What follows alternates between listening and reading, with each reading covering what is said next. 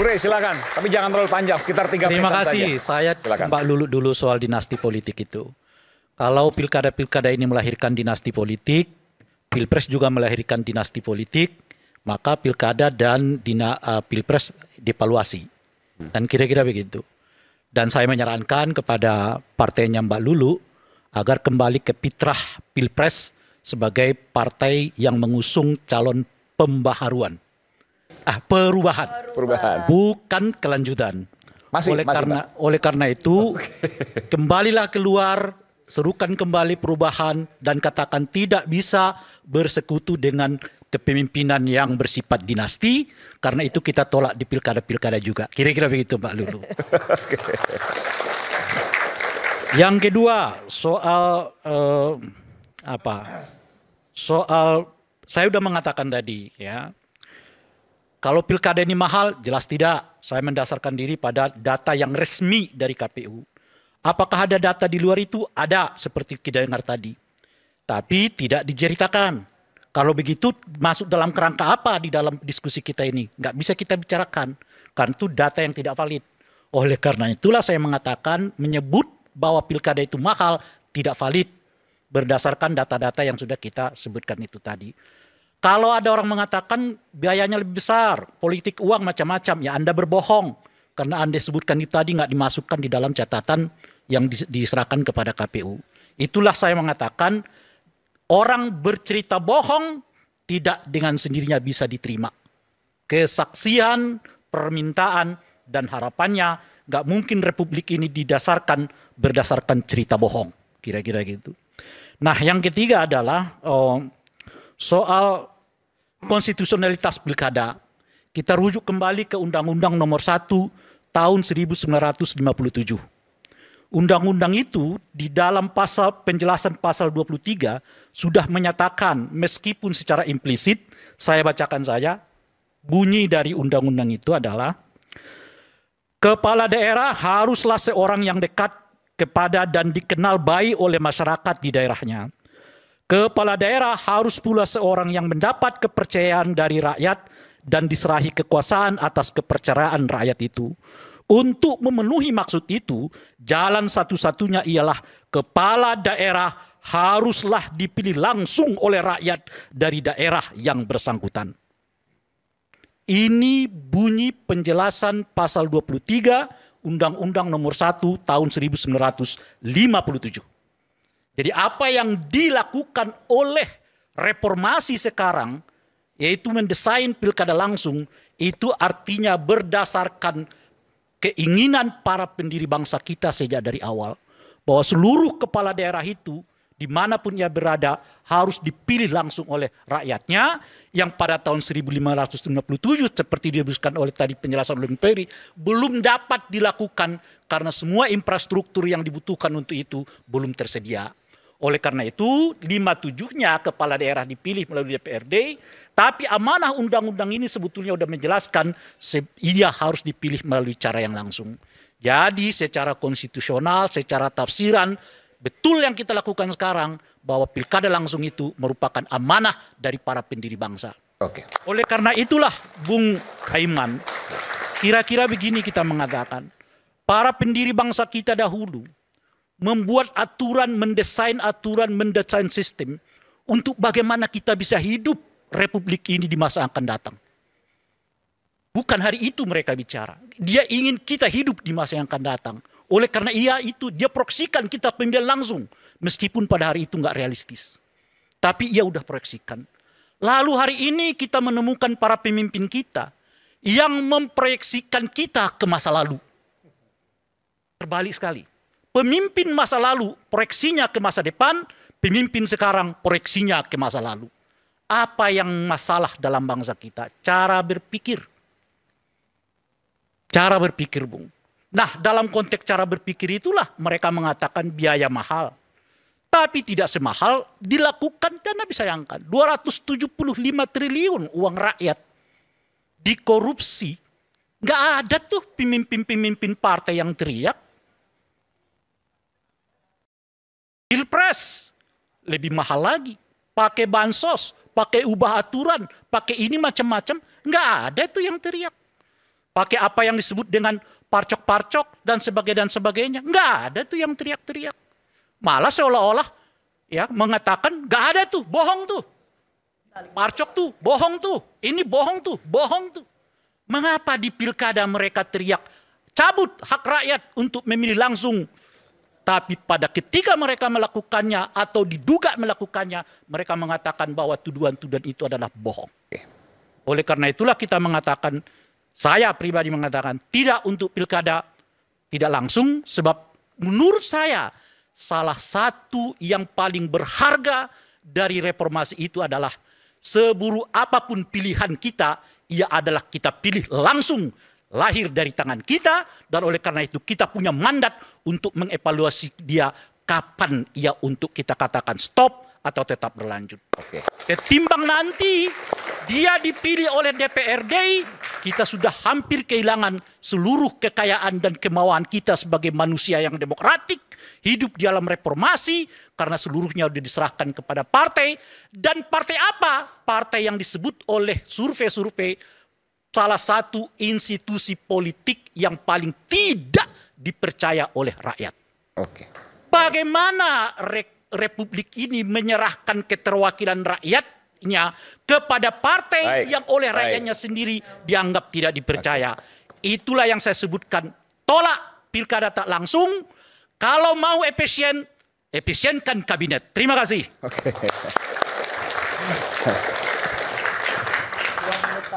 Ya, yang pertama, satu, apa yang disampaikan oleh Pak Prabowo itu adalah wacana.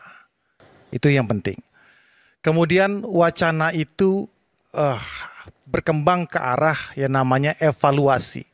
Ya, ini backgroundnya ada evaluasi. Melihat ke belakang itu bagaimana.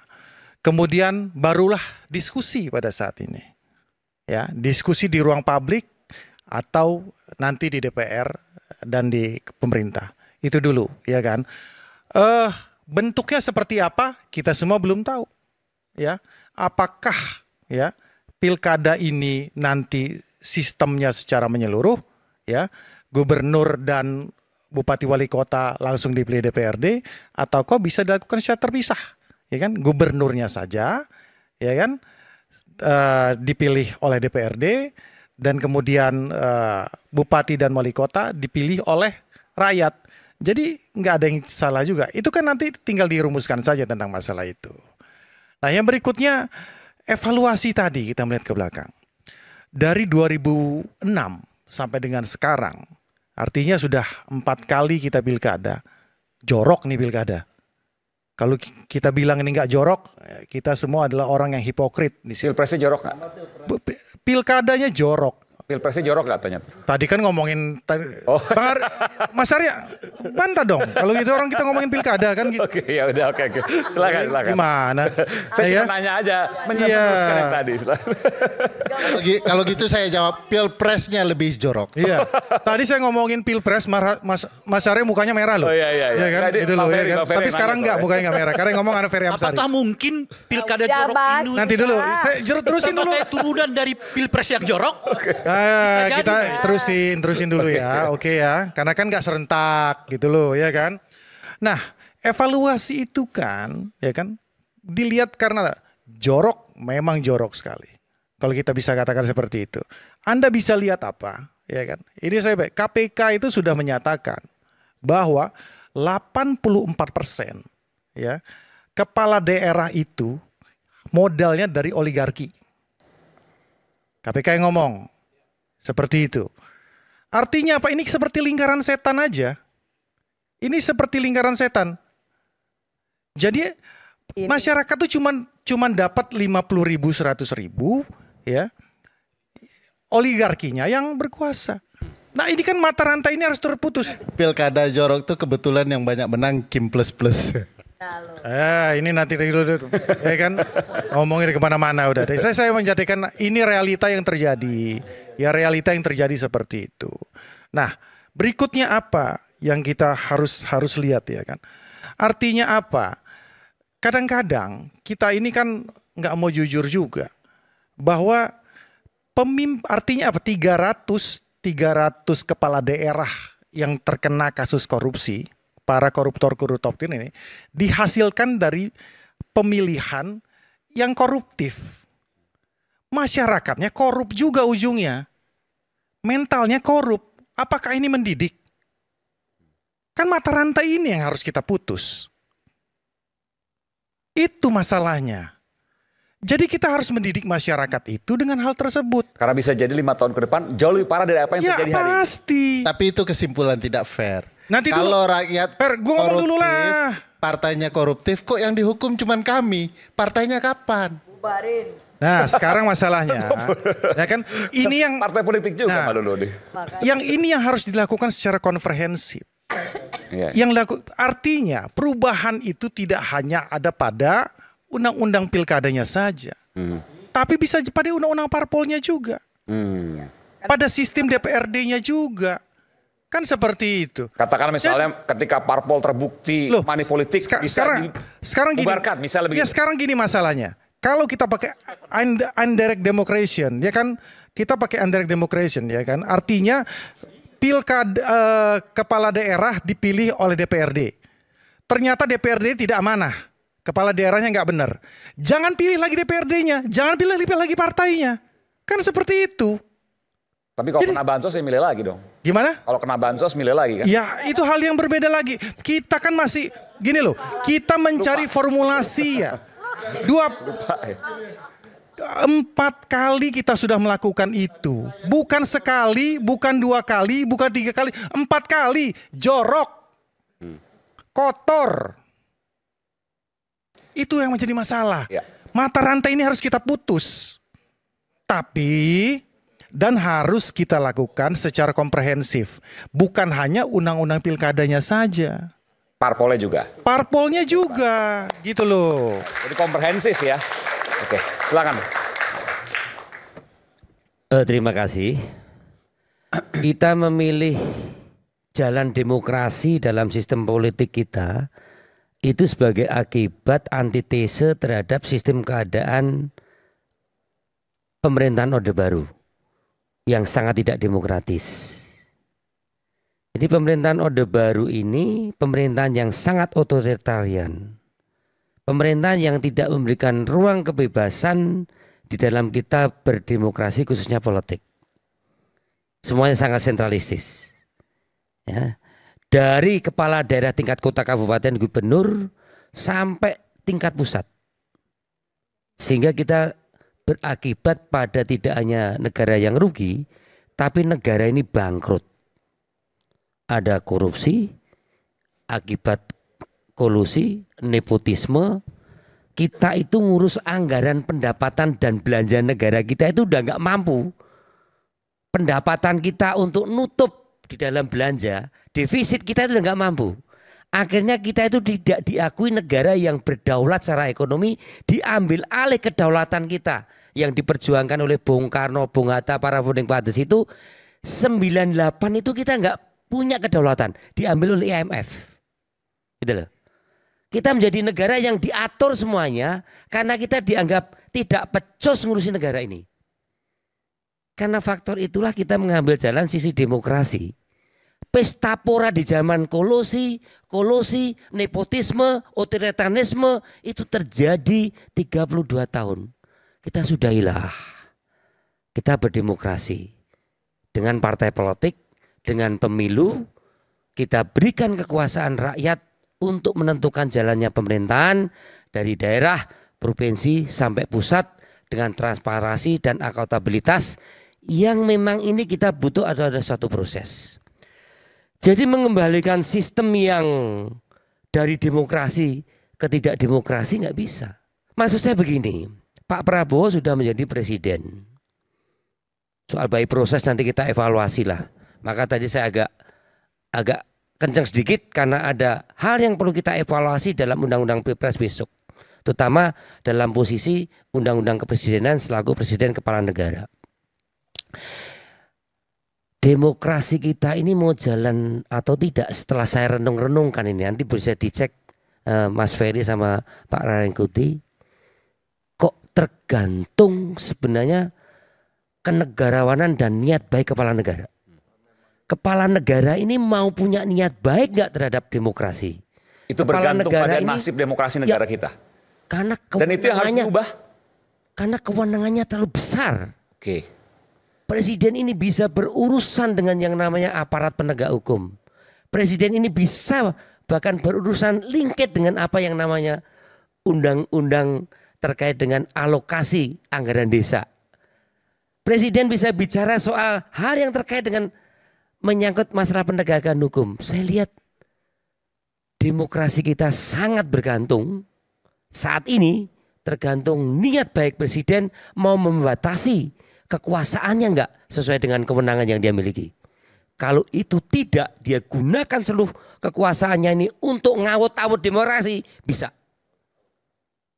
Kalau kekuasaan presiden ini untuk memperbaiki demokrasi ke depan ini Bisa. supaya berjalan sesuai dengan harapan kita, karena kita yakin bahwa demokrasi inilah yang akan membalikkan kita menjadi negara atau raja yang sejahtera, itu bisa. Itu yang pertama. Maka kehendak baik Pak Prabowo ini sangat ditunggu-tunggu oleh para penggiat demokrasi. Yang kedua, butuh adanya satu keadilan kelembagaan. Maksudnya begini, seluruh lembaga negara, lembaga pemerintah jalankan tugas sesuai dengan kewenangannya. Itu aja. KPU jalankan, DPR jalankan, BPK jalankan, Polri jalankan, TNI jalankan sesuai dengan tugasnya masing-masing. Supaya muncul keadilan.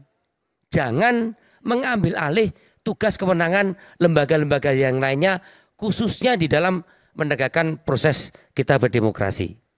Ini penting dan ini sangat berpengaruh atau sangat dipengaruhi oleh sejauh mana kepala negara dan kepala pemerintahan ini mau menegakkan tugas lembaga-lembaga negara ini, lembaga-lembaga pemerintah ini sesuai dengan tugasnya.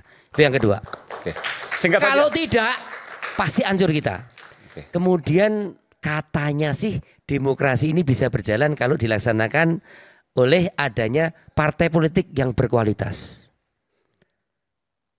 Silakan dianalisa berapa sih kita berdemokrasi ini biayanya. Berpartai politik berapa, berpilkada berapa, berpilpres berapa, ngurusi kaderisasi berapa, ngurusi HUT partai berapa. Kita jangan melembagakan kemunafikan. Biaya berdemokrasi ini berapa? Mari kita buka. KPK buka, ICW buka, UI buka, semua lembaga kita buka biayanya berapa. Setelah ketahuan berapa biayanya, kita buka juga siapa yang nanggung. Siapa yang biayai? Siapa? Ayo kita buka. Apakah partai politik? Apakah pengusaha? Apakah calon pilkada, calon kepala daerah? Apakah calon pilpres? Atau iuran anggota partai? Setelah ketemu biaya demokrasinya, yang nanggung siapa? Ini tidak transparan. Partai politik tidak boleh punya perusahaan. Saya kolusi nggak boleh.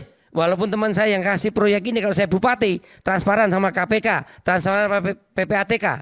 Jadi saya tidak melihat adanya finance engineering demokrasi yang saya kira ini perlu untuk mengatasi berbagai hal yang terkait dengan biaya kos tadi.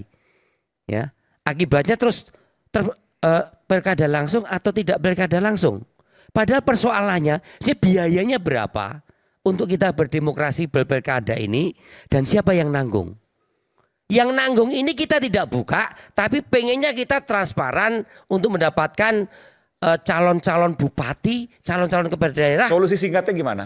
Solusinya mari kita buka pembiayaan berdemokrasi ini secara transparan dan accountable. Kalau memang harus dibiayai APBN. Oke. Kalau Arahnya tidak nanti akhirnya akan terlihat sebenarnya.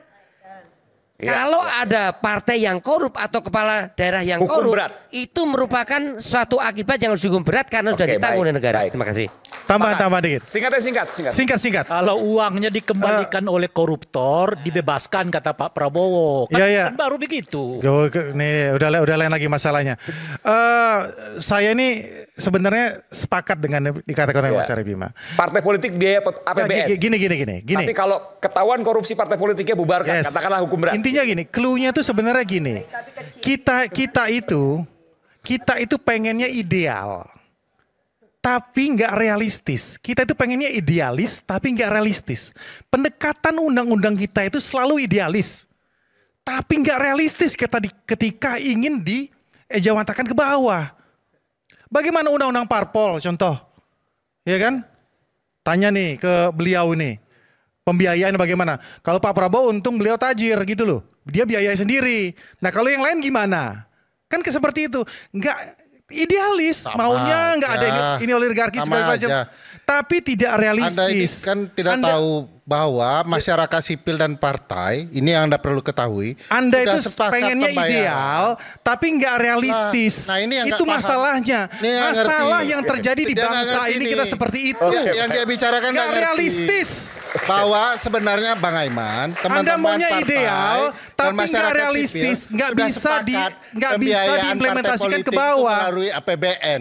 Bahkan kami, nih saya nih, dan teman-teman di Pusat Studi Konstitusi ada kajiannya, ada penelitiannya, sudah serahkan DPR. Kalau perlu 100%, tapi bertahap. Oke, baik. Cuman teman-teman partai politik yang dia tidak tahu, tidak menepati kesepakatan masyarakat sipil dan partai soal keterbukaan penggunaan anggaran. Oke, itu yang harus ditekankan ya. Baik. Harus dicari. Baik, Dua kalimat terakhir, dua kalimat saja. Jangan terlalu panjang, silakan. Ya. Yang pertama, saya masih percaya pada presiden yang ini, agak nggak percaya sama presiden yang lalu, bahwa presiden ini Nggak ada gunanya dong kalau yang lalu sudah selesai. Ya karena itu saya masih percaya pada presiden ini, terutama karena alasan apa? Surplus kekuasaan. Bahwa di tangan dia surplus kekuasaan dan dia mau melakukan evaluasi pada saat ini. Betul kan? Nah kita pada itu, artinya apa? Kalau dia sedang memerintah, punya surplus kekuasaan, punya plus-plus ya kan? Dengan semua yang lain, dia kalau punya niat baik, dia bisa melakukan evaluasi dan kemudian kita bisa memperbaikinya. Terutama dimulai dari, saya setuju, dimulai dari partai politik seperti apa yang kita bicarakan. Nah, untuk menjawab pertanyaan pembuka acara ini dari Bung Aiman tadi, kalau partai politik sudah membaik dan membaik, malah akhirnya partai politik yang akan mengatakan pemilihan kepala daerah itu harus melalui rakyat secara langsung. Itu siklusnya. Terima kasih. Baik. Ya, demokrasi tidak lahir secara tiba-tiba, tak didapat secara cuma-cuma, melainkan perjalanan panjang dan terjal menebas berbagai rintangan dan juga aral. Benarkah jika rencana ini dijalankan, pemilu tak langsung, demi hemat demokrasi yang akan dilumat? Saya Aiman Wicaksono, sampai jumpa di Right Suara berikutnya. Salam.